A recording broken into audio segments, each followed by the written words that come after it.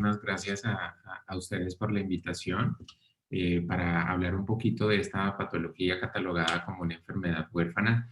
Entonces, a continuación, en esta charla vamos a hablar acerca de una enfermedad huérfana conocida como la amiloidosis hereditaria por transtirretina.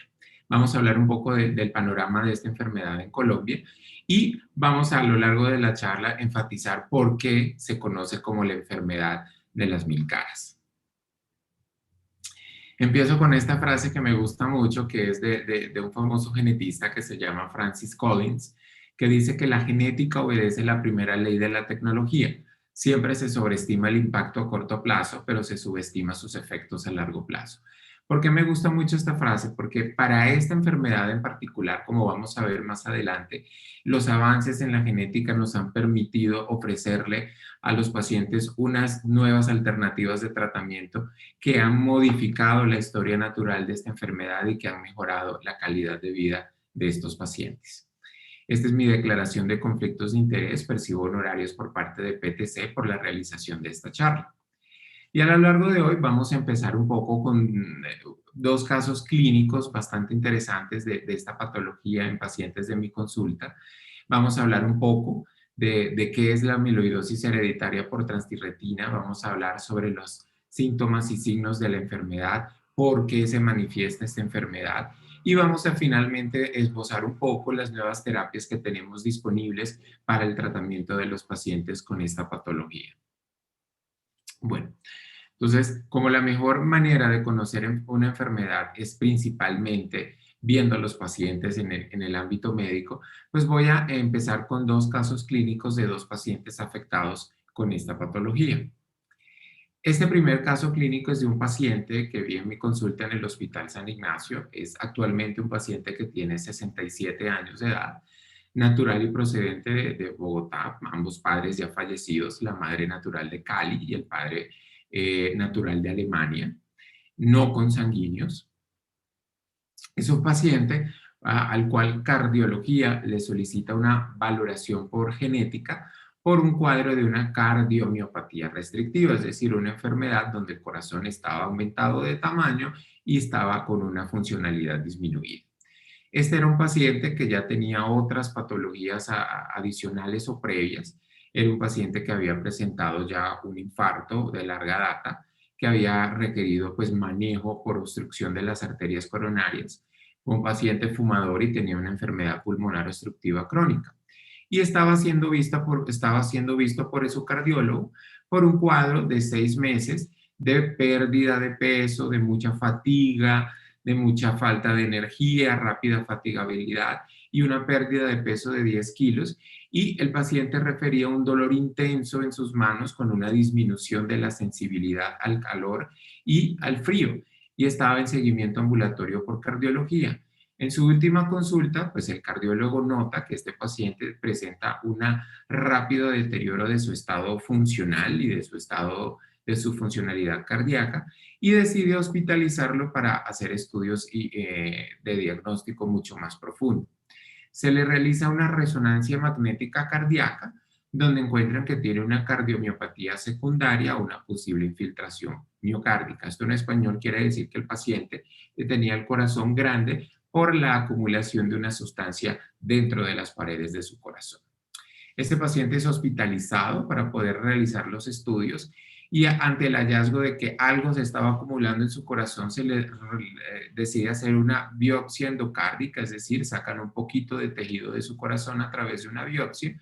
Durante esos estudios se encuentran que tiene un aneurisma, una dilatación de la aorta abdominal que requiere manejo quirúrgico, lo hospitalizan, se le hace un reemplazo, una corrección de ese aneurisma aórtico y finalmente pues el paciente se logra estabilizar y compensar de su falla cardíaca y es dado de alta. Sin embargo, cuando vemos la valoración por genética nos llama la atención varios hallazgos de este paciente. Este es un árbol genealógico, es una herramienta de diagnóstico que utilizamos los genetistas en nuestra consulta, donde lo que hacemos es determinar los antecedentes familiares. Utilizamos ciertas convenciones, los cuadrados para designar los hombres, y los círculos para designar las mujeres y los matrimonios mediante esta unión. Entonces, este paciente correspondía a este cuadrado, este paciente era el producto de esta unión, ambos padres ya fallecidos, tuvieron 5 hijos, este paciente era el segundo hijo de esa unión, tenía 4 hermanas, era el único varón, y era el paciente pues el que presentaba estos síntomas cardíacos y estos síntomas de dolor y alteración de la sensibilidad. Pero al hacer este árbol genealógico, pues evidenciábamos una historia familiar algo sugerente. Este paciente, su padre, murió a los 52 años, joven, por un infarto fulminante, y él era muy enfático en afirmar pues que el papá también tenía una cardiomiopatía, también tenía el corazón muy grande, que falleció a raíz de problemas cardíacos. El hermano del padre, es decir, el tío del paciente, murió a una edad un poco más avanzada, a los 76 años, también de un infarto y también tenía una cardiomiopatía, es decir, el corazón grande. Este paciente tenía 4 hermanas, las cuales eran asintomáticas, en ese momento negaban cualquier sintomatología similar a la del paciente. Una hermana simplemente la que tenemos acá tenía un diagnóstico de una psoriasis y un primo, hijo del tío, con el cual ya no tenía contacto, que él comentaba que era hipertenso, que tenía una obesidad y estaba también en estudio al parecer por problemas cardíacos, pero no se tenía mucha información. Finalmente, este paciente durante la hospitalización se le realiza pues la resonancia cardíaca que muestra que el corazón está grande y se sospecha la acumulación de una sustancia a nivel cardíaco. Tiene una disminución de la función cardíaca del 53% y se le hace un estudio de una electromiografía, que es un estudio para mirar cómo están los nervios, que muestra que tiene una neuropatía del nervio mediano, el nervio que pasa por toda la mitad de la mano, y eso provoca una sintomatología que es el síndrome del túnel del carpo, que era lo que explicaba su dolor intenso en las manos con la alteración de la sensibilidad. Se le hizo una gamografía corporal, una gamografía ósea, que mostraba una captación anormal en el tejido miocárdico. Este es un estudio que se hace para mirar si hay acúmulo de ciertas sustancias en algunas partes del cuerpo. Tenía un ecocardiograma que mostraba que el lado izquierdo de su corazón estaba severamente aumentado de tamaño, engrosamiento de sus paredes, y se veía algo que describen como un aspecto granular del miocardio que sugería que una sustancia se estaba acumulando en las paredes del corazón. Otros estudios de sangre y otros estudios de extensión para descartar enfermedades autoinmunes, para descartar enfermedades neoplásicas, leucemias y un tipo de patología que se llama amiloidosis AL, que es una enfermedad que provoca la acumulación también de una sustancia de origen autoinmune en el organismo, salieron negativos. Es decir, no se encontraba una causa adquirida de esta alteración en el corazón de este paciente. La biopsia que se le realizó a este paciente mostró que se le estaba acumulando una sustancia denominada amiloide en el corazón. A este tejido que se obtuvo del corazón se le hizo una tinción con una colorante específico que se llama el rojo Congo, y lo que observamos, esta no es la biopsia del paciente, pero a forma ilustrativa, lo que observamos es que en el tejido cardíaco de este paciente se estaba acumulando una sustancia que ustedes pueden ver aquí, que se tiñe de un color rojo, y esa sustancia roja era lo que denominamos un amiloide. Ante la sospecha de que este paciente tenía una amiloidosis no adquirida, probablemente de origen genético, se le hace un estudio genético para secuenciar un gen que se llama TTR. Y este estudio genético encuentra la presencia de una variante patogénica, o lo que nosotros conocemos como una mutación, una alteración genética, conocida como VAL142 isoleucina, que está descrita ya en la literatura como causal de una enfermedad llamada amiloidosis hereditaria asociada a la transtirretina. Entonces, este estudio genético confirma ante estos hallazgos el diagnóstico en este paciente de una amiloidosis hereditaria por transtirretina. Este paciente pues se le hace la valoración por genética, la asesoría, se empieza a tamizar a sus hermanos para determinar si también pueden tener la misma enfermedad y finalmente se lleva a una junta médica para evaluar las opciones de tratamiento y se decide iniciar tratamiento con un medicamento que se llama Inotersen a 280 o 84 miligramos, que más adelante hablamos de este medicamento. Nuevamente vuelvo con el árbol genealógico después de identificar que este paciente pues, tiene una amiloidosis hereditaria por transtirretina. Procedemos a evaluar a los hermanos. Encontramos que la hermana mayor, que estaba asintomática, sale también con la presencia de esta alteración genética y durante los estudios identificamos que ya tiene hallazgos de cardiomiopatía, es decir, un poquito de agrandamiento en las paredes del corazón que es compatible con esta enfermedad a pesar de que no refería ningún síntoma. Los hijos de la hermana también se examinan y salen negativos para la variante. Dos de las hermanas, la hermana de 64 años y la hermana de 60 años, también se les hace el estudio, salen negativas, mientras que la hermana de 62 años aún está pendiente porque vive por fuera del país. Este es el segundo caso de otro paciente. Es un paciente que también vi en mi consulta, un paciente mucho más joven, de 52 años, natural y procedente de Villavicencio.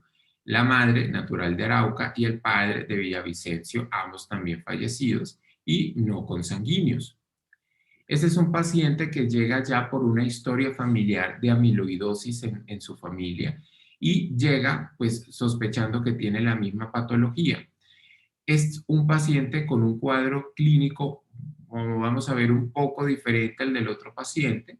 Es un paciente que desde hace 5 años, es decir, desde los 46 años, viene presentando un dolor torácico, episodios sincopales, es decir, desmayos sin motivo aparente, mucha fatiga al caminar, pero refiere también otros síntomas poco frecuentes, como una disminución de la sudoración de forma generalizada, algo que llamamos hipohidrosis, y una disfunción sexual.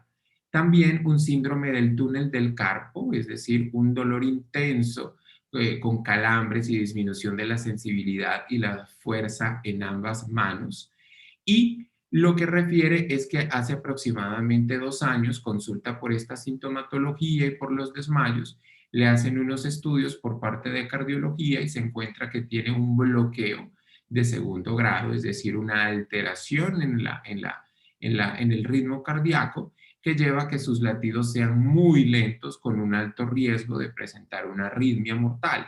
Por lo tanto, el cardiólogo lo evalúa y le coloca un marcapasos para tratar la bradicardia severa y los desmayos. Pero además este paciente venía con un cuadro de un dolor intenso, además de las manos, en los miembros inferiores. Sentía calambre, sensación de quemazón y una disminución de la sensibilidad en sus piernas y en los pies. Tenía una disminución para poder detectar los cambios de temperatura, el frío y el calor en sus piernas.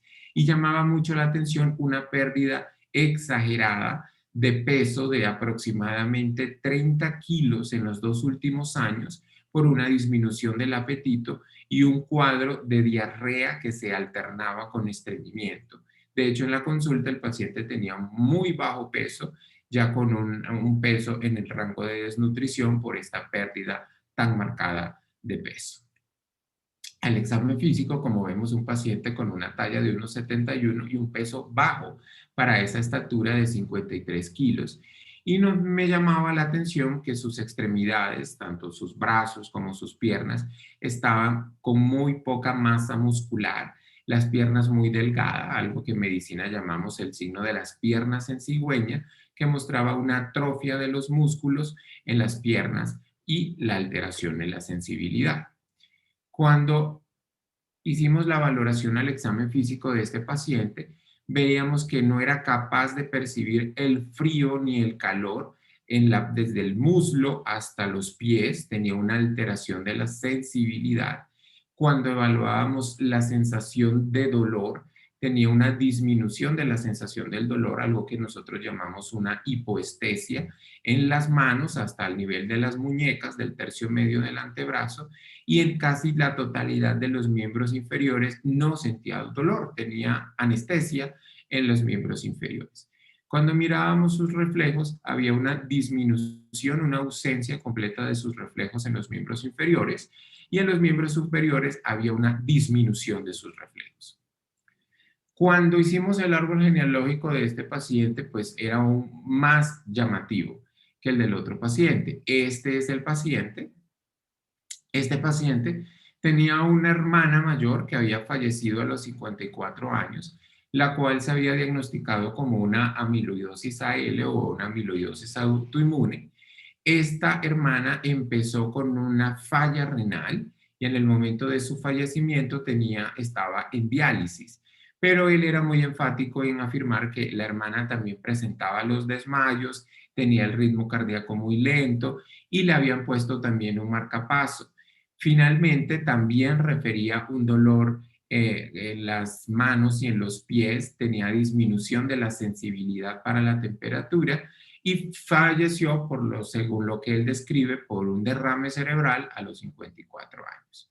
Tenía otra hermana mayor, la cual está viva, que tenía un cuadro similar, que empezó a los 48 años. Esta paciente no tenía falla renal, pero ya tenía alteraciones en las pruebas de función renal, tenía una proteinuria, es decir, estaba arrojando muchas proteínas en la orina, lo cual indica que ya tenía una insuficiencia renal. El mismo cuadro de la bradicardia, también usuaria de marcapasos, también con la disminución de la sensibilidad y de la fuerza en las manos y en las piernas con crisis de dolor. Esta paciente tiene 3 hijos, de los cuales 2 son asintomáticos, no tienen ningún síntoma, y la hija mayor desde hace un año, que tiene 41 años, desde hace un año, viene presentando disminución de la sensibilidad y dolor intenso en las manos. Más adelante volvemos a este árbol genealógico para explicar un poco más los síntomas de esta familia. Este paciente, pues, se le había hecho ya varios estudios, tenía un examen, un ecocardiograma que mostraba que la contractilidad de su músculo cardíaco estaba disminuida, la fracción de eyección o la función cardíaca estaba disminuida y que las válvulas de su corazón también presentaban ya un mal funcionamiento. Tenía un electrocardiograma que mostraba que el ritmo cardíaco a veces se tornaba irregular y una disminución de los latidos cardíacos con un bloqueo de rama derecha. Se le hizo estudios para mirar cómo estaba su función renal y hasta el momento estaba dentro de límites normales. Le hicimos un estudio para mirar cómo estaban sus nervios y encontramos hallazgos bastante alterados. Entonces, se le hizo un estudio que se llama una electromiografía y neuroconducción, que es un estudio para mirar cómo está la función a través de los nervios o cómo se transmite la electricidad a través de los nervios de las diferentes extremidades. Y encontramos que había una disminución bastante marcada de esa velocidad de conducción del estímulo nervioso a través de los nervios, lo cual era compatible con un trastorno que es una polineuropatía motora y sensitiva, es decir, una alteración que afecta a los nervios tanto motores como los que nos permiten sentir o dan las diferentes modalidades de sensación, que era leve en los miembros superiores y de moderada a severa en los miembros inferiores. Se le hizo también una evaluación autonómica, un estudio para mirar cómo estaba la función nerviosa que controla diversas diversas funciones de nuestro cuerpo de forma inconsciente, y se encontró que también tenía una alteración de las fibras nerviosas simpáticas ganglionares y parasimpática posganglionares, es decir, estos son los nervios que se encargan de regular los latidos cardíacos y también de controlar funciones como la sudoración, el vaciamiento de la vejiga, funciones nerviosas que no controlamos de forma consciente, estaban también alteradas. Se le hizo un estudio para evaluar cómo estaba la sensación de dolor y la sensación de temperatura. Y este estudio, que se llama QST o es un test sensitivo, mostraba también que las fibras o los nervios delgaditos que se encargan de transmitir la sensación de dolor y la sensación de temperatura, de frío y calor, estaban también alterados y por lo tanto el paciente tenía una baja sensibilidad al frío y al calor respectivamente por un daño en estos nervios. Ante este cuadro tan sistémico y tan sintomático, pues al paciente se le hace un estudio genético en el gen TTR sospechando una amiloidosis hereditaria y encontramos una variante patogénica o una mutación en el gen TTR, que es esta variante, la Val50Met, en el gen TTR. Esta variante ya estaba descrita, de hecho es la variante más frecuente en el mundo causal de amiloidosis hereditaria y confirma este diagnóstico en el paciente. Con este diagnóstico, pues se le hizo la asesoría genética, se pidieron estudios complementarios para mirar que no existiera afectación en otros órganos y también se decide iniciar el tratamiento con el medicamento inotersen. Pero volvemos a la familia de este paciente. Este paciente lo identificamos como portador de esta alteración. El paciente tiene una única hija de 21 años a la cual se le hizo el estudio y también salió con, con esta misma variante, pero hasta el momento está asintomática. La hermana fallecida la coloreamos acá de rojo como afectada porque por los síntomas presumimos que tenía la misma enfermedad. Se le hace el estudio a la otra hermana mayor y también sale positiva para la misma alteración genética. Los tres de los cuatro hijos, tres de los hijos vivos, porque el mayor falleció de esta paciente, se les hace el estudio. La hija mayor, que ya está sintomática para la neuropatía, sale positiva para la misma alteración. La nieta, hija de esta paciente, de 41 años, que tiene 20 años, sale también con la alteración, pero está asintomática, al igual que los otros dos hijos. La hija menor además también tiene un síndrome de Down y también salió con la alteración genética causante de la amiloidosis, pero están hasta el momento completamente asintomáticas. Entonces, vemos un cuadro de una patología claramente hereditaria que ha afectado a varios miembros de la misma familia. Presumimos que la madre del paciente que falleció muy joven por un problema cardíaco y por un derrame cerebral podría también estar afectada debido a los síntomas que presentó. Este es un cuadro comparativo para mostrar cómo la enfermedad en los cuatro miembros de esta familia se expresa de forma diferente, aunque todos tienen síntomas que comparten, pues llama la atención que el paciente que asistió a mi consulta, pues tiene la disminución de la fuerza, la disminución de la sensibilidad, cuadros de diarrea y estreñimiento, el problema cardíaco con colocación de marcapasos, la disminución de la función cardíaca, la neuropatía sensitiva y motora, la afectación de los nervios y también presenta problemas en algunas de las funciones autonómicas o inconscientes como la disminución de la sudoración y la impotencia. La hermana de 59 años presenta casi la misma sintomatología con el mismo grado de afectación, pero la hermana fallecida pues presentaba una insuficiencia renal o una falla renal que evolucionó hasta la hemodiálisis que no presenta el paciente que vi en mi consulta. Además, la hermana fallecida, según lo que comentan ellos, no tenía ni el cuadro de la alteración de la sudoración.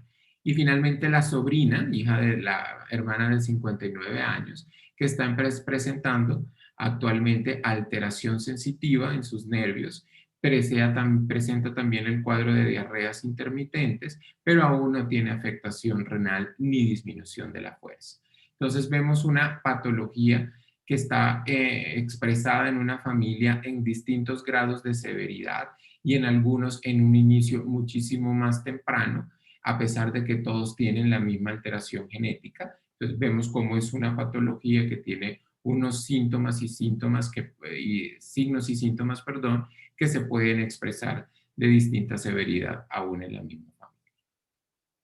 Finalmente, pues vamos a abordar qué es la amiloidosis hereditaria por transtirretina.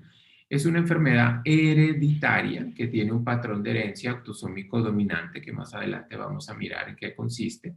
Es una enfermedad progresiva, sistémica, es decir, afecta prácticamente todo el cuerpo, discapacitante y puede llegar a ser letal. Si los pacientes no reciben tratamiento, entre 3 a 15 años después de haber iniciado la enfermedad, puede llegar a ser mortal. y es una enfermedad que se manifiesta de distintas formas, incluso en personas de la misma familia. Se ha descrito en todos los países del mundo, pero es muy frecuente en ciertas regiones y en ciertos países. Portugal, un país del este de Europa, tiene la más alta tasa de pacientes con amiloidosis hereditaria por transtirretina, seguida por Suecia y Japón. Y en América Latina la mayor cantidad de pacientes se han encontrado en Brasil y en otros países también como Argentina y México. Dependiendo de la alteración genética o de la mutación, pues la frecuencia de la enfermedad varía. En Estados Unidos se estima que afecta a una de cada 100.000 personas, pero en otras poblaciones puede ser más frecuente o puede ser menos frecuente. Bueno, en cuanto a los casos de esta patología en Colombia, vale la pena decir que en el 2019 no teníamos ningún paciente reportado y vamos a ver por qué.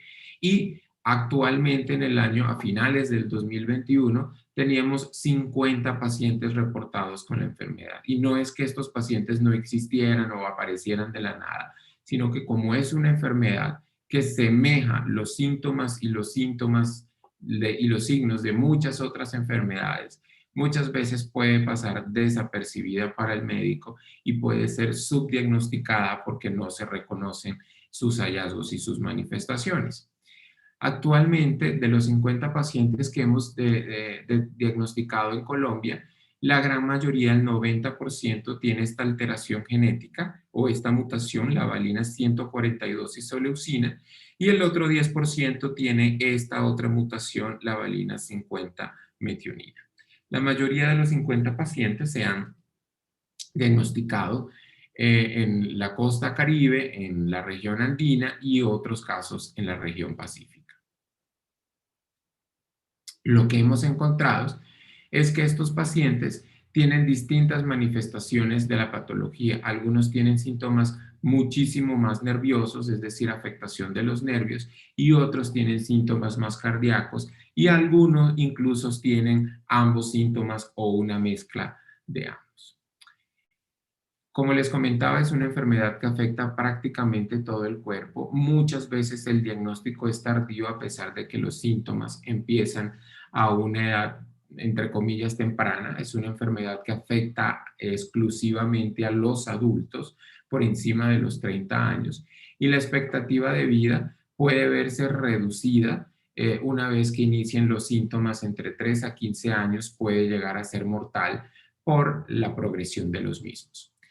Como es una enfermedad que afecta a todo el cuerpo, los síntomas son muy variables y no son muy específicos para pensar en esta enfermedad de entrada. Los síntomas más predominantes es el síndrome del túnel del carpo, ese dolor intenso en las manos de forma bilateral.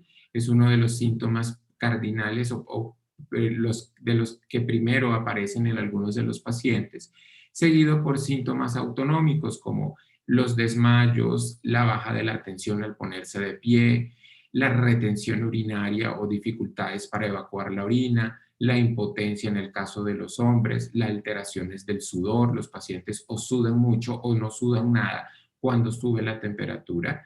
Y el otro síntoma muy característico es la afectación de los nervios o la neuropatía sensitivo-motora, que hace que los pacientes tengan una disminución de la fuerza en sus pies y en sus manos, tengan una debilidad muscular, tengan un dolor intenso, que es como si sintieran que se estuvieran quemando o le clavaran agujas en los pies y en las manos, síntomas gastrointestinales como diarrea o estreñimiento severo, cuadros alternantes de diarrea y estreñimiento que les hace perder peso de forma inintencional.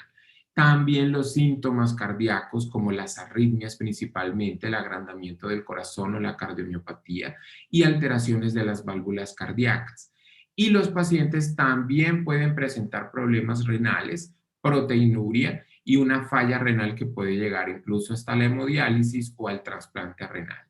Y síntomas menos frecuentes, pero que también se pueden presentar, son síntomas del sistema nervioso central como una demencia que muchas veces se confunde con un Alzheimer o una enfermedad de Parkinson, dolores de cabeza intensos, inestabilidad de la marcha que se llama ataxia, convulsiones, rigidez en el cuerpo o episodios similares a derrames cerebrales, y esto es importante por lo que le comenté en el otro caso de la madre y la hermana del paciente.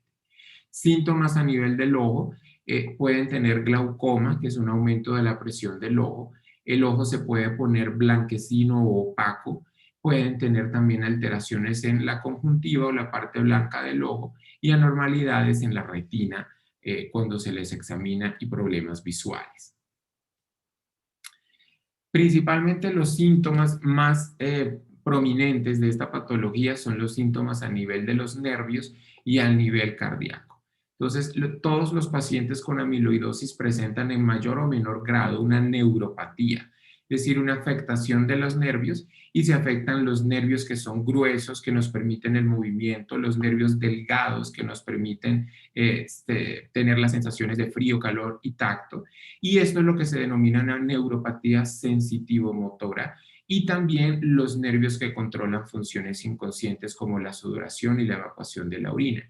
Esta afectación es de progresión lenta, normalmente comienza en las extremidades inferiores, luego afecta también las superiores y luego después afecta finalmente el movimiento o la fuerza en el transcurso de pocos años. La neuropatía pues hace que los pacientes no puedan sentir el frío o el calor, y muchas veces se lesionen cocinando, se machuquen los dedos y no sientan dolor, y esto hace que tengan ulceraciones en sus extremidades y en sus dedos que se pueden sobreinfectar y que no sanan correctamente. Los síntomas a nivel gastrointestinal, los cuadros de diarrea y estreñimiento por la afectación de la motilidad del intestino, pues lleva a que estos pacientes empiecen a perder peso de una forma progresiva e incluso llegan a un estado de postración por una desnutrición severa al no poderse alimentar adecuadamente. Pero la enfermedad también afecta el corazón. El 75% de los pacientes con esta enfermedad tienen algún grado de afectación cardíaca, e incluso en algunos la enfermedad debuta con la alteración del corazón después de los 50 años, antes de que aparezcan los síntomas en el sistema nervioso. Entonces, los pacientes pueden tener algo que se llama una miocardiopatía restrictiva, y es que el corazón pierde su función de bomba y no puede enviar suficiente cantidad de sangre a los tejidos porque se empieza a acumular esa sustancia amiloide en sus paredes y altera su función. Y esto lo podemos ver en un ecocardiograma donde se observa que las paredes del corazón, como en este gráfico, se ven ensanchadas por el acúmulo del amiloide, y las paredes engruesan y tienen un aspecto que se llama brillante o granular en el ecocardiograma, que es sugerente o sospechoso de esta enfermedad. También dentro de los exámenes a los pacientes se les puede pedir una gammagrafía nuclear con pirofosfato, un examen donde se inyecta una sustancia en la circulación, y luego con unas imágenes vemos dónde se acumula. Y aquí vemos que este paciente a nivel cardíaco tiene una acumulación excesiva de ese marcador que indica que hay amiloide acumulándose en el corazón. Este examen puede incluso diagnosticar la enfermedad por sí solo. Otro de los hallazgos bastante significativos de esta patología, aunque no es un hallazgo patognomónico o que permite confirmar la enfermedad, es algo que se presenta en algunos de estos pacientes que se llama el signo de Popeye. La acumulación de esta sustancia amiloide en los tendones de algunos músculos puede hacer que el tendón se rompa.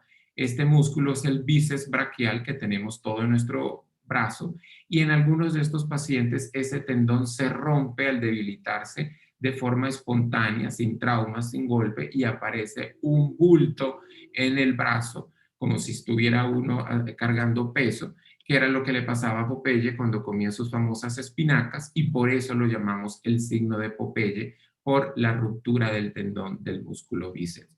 No es un hallazgo que tienen todos los pacientes, ni es un hallazgo frecuente, pero es un hallazgo que debe hacer sospechar en esta patología cuando vemos este bulto en el brazo sin un trauma. Finalmente, ¿por qué ocurre todo este montón de de manifestaciones clínicas. ¿Qué es lo que pasa con esta sustancia que se llama transtirretina que lleva a todas estas manifestaciones tan severas? Pues la transtirretina es una proteína que tenemos presente en nuestra sangre, en la circulación. Es una proteína que es codificada por este gen que se llama TTR y circula en la sangre y es producida principalmente o casi en su totalidad por el hígado. La función de esta proteína es unirse a la tiroxina, una hormona que secreta la tiroides, y transportarla, y unirse a la vitamina A y transportarla a los tejidos. También se produce en una pequeña cantidad en la retina. ¿Qué es lo que pasa? La transtirretina es esta proteína que tiene esta estructura como de un cuadrado y lo que hace producirla el hígado, la produce en pequeños bloques que se llaman monómeros. Estos bloques se unen de a cuatro y forman algo que llamamos un tetrámero. Y esa estructura de cuatro bloques es la que le permite unirse a la tiroxina y a la vitamina A para transportarla. Cuando tenemos una mutación en el gen TTR, los monómeros no se pueden unir para formar este cuadrado o este bloque como consecuencia de esa mutación o esa alteración genética. Por lo tanto, quedan disgregados, no se unen y empiezan a plegarse y a unirse entre ellos, formando una especie de ovillo. Y este ovillo finalmente empieza a enredarse y forma una fibra. Y esta fibra se empieza a acumular en todos los tejidos del cuerpo. Entonces vemos, al no formarse este bloque adecuado, pues empieza a acumularse esa proteína alterada y forma esta fibra que se acumula en los tejidos. Y esto se acumula en todos los tejidos, en el ojo, en el corazón. Resulta que al acumularse en el corazón impide que la electricidad o el sistema de conducción eléctrico del corazón no funciona adecuadamente y esto causa las arritmias y los problemas cardíacos. Eso causa que el corazón sea grande y no funcione adecuadamente. Pero también se acumula en los nervios y al acumularse en los nervios impide que una capa protectora de los nervios que se llama la mielina se forme adecuadamente y las células que producen esta mielina también acumulan esta sustancia y empiezan a morir, lo cual provoca una degeneración y una afectación de los nervios que lleva como consecuencia los síntomas de la enfermedad. Entonces, esa sustancia, producto de una afectación genética, se acumula en todos los tejidos del cuerpo y los empieza a afectar.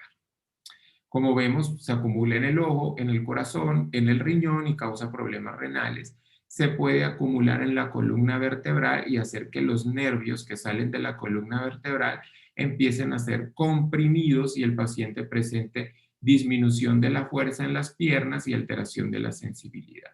Se acumula en los nervios de la mano y provoca el síndrome del túnel del carpo y en todos los nervios a nivel corporal, provocando pues las alteraciones que ya describí. Se acumula en el sistema nervioso del intestino, lo cual ocasiona las diarreas y el estreñimiento, y también en los ganglios autonómicos, que son los nervios que controlan funciones inconscientes como los latidos cardíacos, la sudoración, el vaciamiento de la vejiga, afectando también esta parte.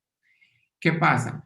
Que dependiendo de la alteración genética que encontremos, son más frecuentes unos síntomas que otros. Entonces, el compromiso cardíaco es un síntoma muy prominente en los pacientes que presentan esta mutación, la valina 142S-leucina.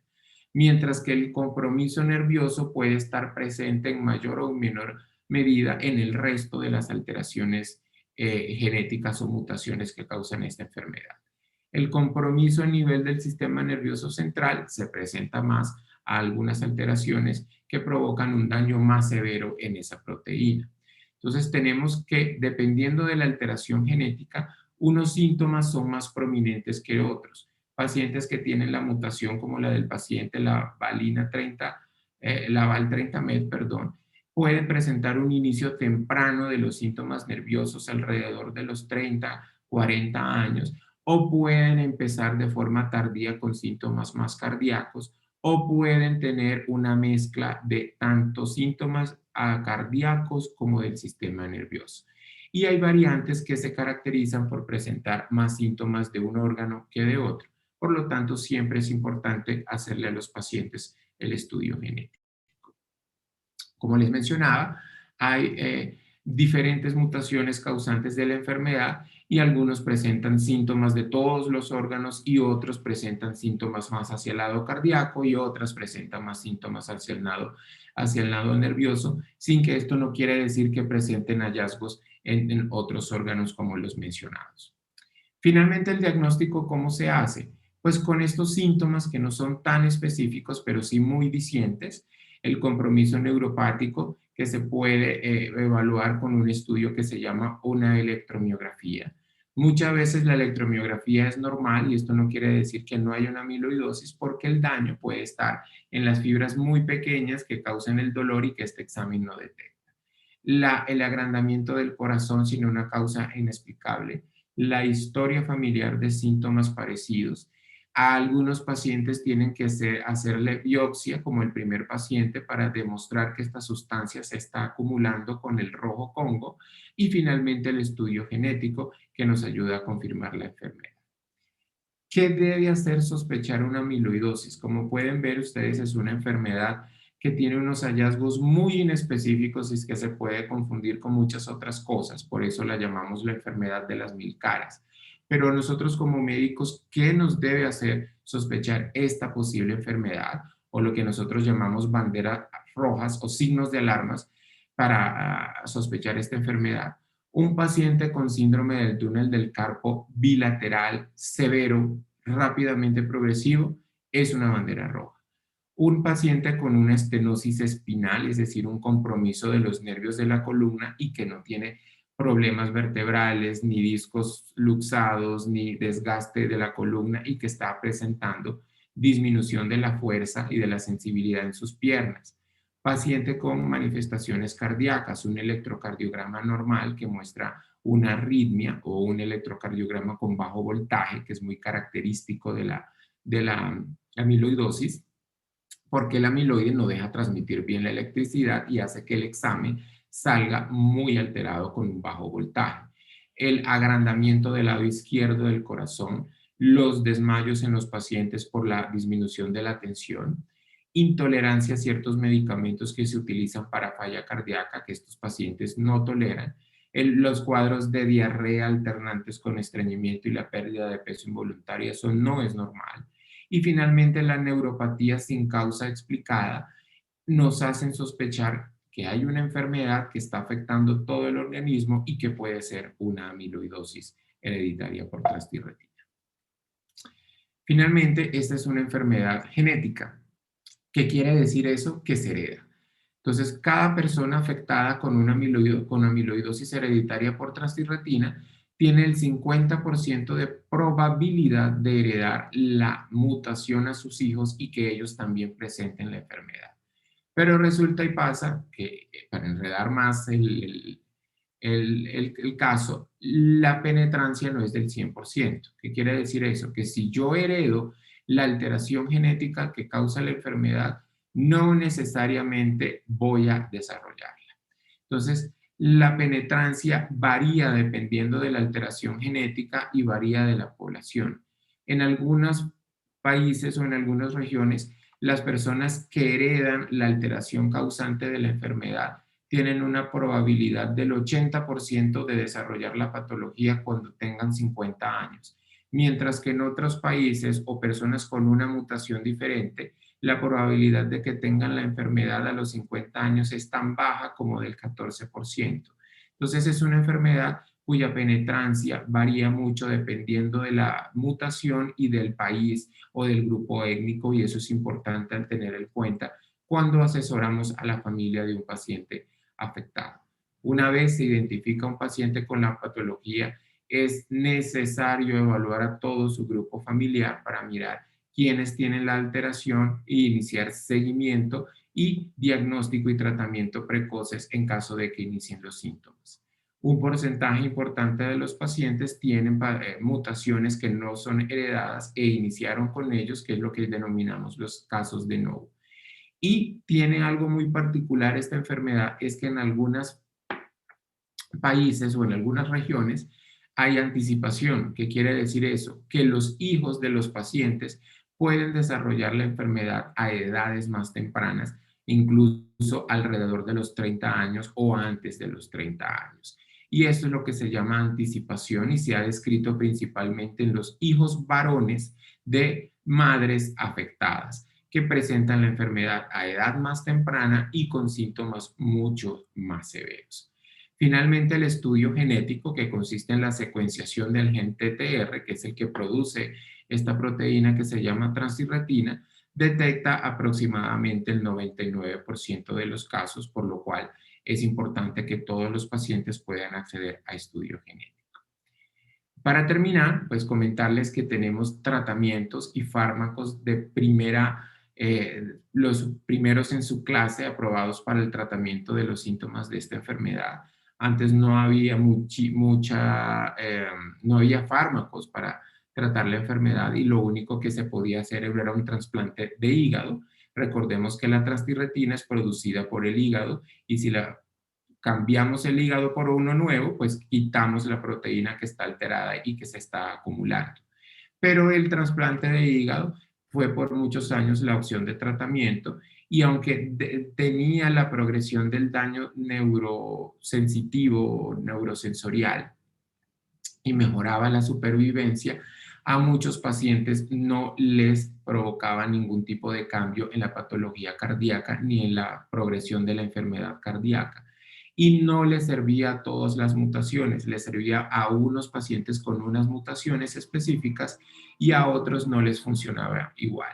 Y los pacientes para poder acceder al trasplante tenían que ser menores de 60 años, tener una enfermedad leve que estuviera restringida solamente a las piernas, la alteración sensitiva, no tener daño renal y no tener daño cardíaco para poder acceder al trasplante, por lo cual era una opción muy reducida para un grupo selecto de pacientes. Finalmente, con los avances hemos desarrollado nuevos fármacos que nos ayudan a evitar la progresión de la enfermedad. Uno de ellos es este medicamento que se llama tafamidis, que ayuda a que ese bloque de 4 pedazos de los que está hecho la transtirretina no se separe y la proteína no se acumule y ha dado buenos resultados para disminuir la progresión de la enfermedad a nivel nervioso y a nivel del corazón, pero no funciona igual para todos los pacientes. Funciona muy bien para algunas mutaciones y no funciona muy bien para otras. Y los últimos medicamentos que tenemos a la mano son 2 medicamentos muy novedosos que se llaman inotersen y patisiran y actúan a nivel genético, a nivel molecular, bloqueando la producción de transtirretina en el organismo. Es decir, suprimen la producción de esa proteína que está anormal y han mostrado modificar la historia natural de esta enfermedad y reducir la mortalidad asociada a ella. Ambos están aprobados ya por agencias reguladoras, tanto en Europa como en Estados Unidos, para tratar esta patología.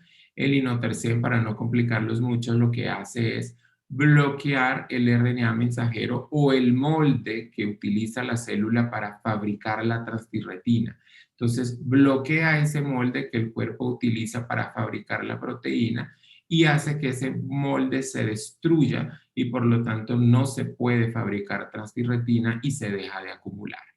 Mientras que el patisiran tiene un mecanismo muy similar, es un medicamento que está introducido en unas vesículas de grasa que entran a la célula, especialmente a las células del hígado, liberan el medicamento, ese medicamento se une al molde o el RNA mensajero del gen de la transtirretina y hacen que la maquinaria celular, mediante esta molécula que se llama el complejo RIX, degrade o destruya el RNA mensajero o el molde que sirve para fabricar la proteína y por lo tanto el hígado deja de producir transtirretina y la sustancia deja de acumularse en el organismo.